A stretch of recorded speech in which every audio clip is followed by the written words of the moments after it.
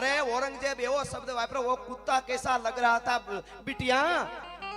પોતીને કહે છે, પોતાના દીકરાની દીકરી औरंगजेब અકબરની દીકરીને પૂછ્યું, જુવાન દીકરીને, બિટિયા છત્રી કોને કહેવાય સાહેબ?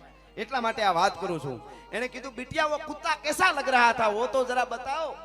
लेकिन कौन को किसको दादू किसको बोल रहे हो आप कुत्ता? कि वो दुर्गा दास. अरे वो ऐसा मत बोलना दादू, पहला दादू वो है मेरा.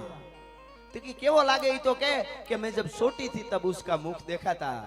12 વર્ષની થઈને એના પછી મર્દનું ફાટ્યું, આડો પડદો રાખીને બહાર પડદા આડો ઊભી અને દુર્ગાદાસ રાઠોડ એમ કહેતો તો, બિટિયા मैं भी तेरा दादू हूँ, कोई तकलीफ हो तो दादू को बता देना. આવો દુનિયામાં ક્યાં હોય, કોક દી કલ્પના તો કરજો.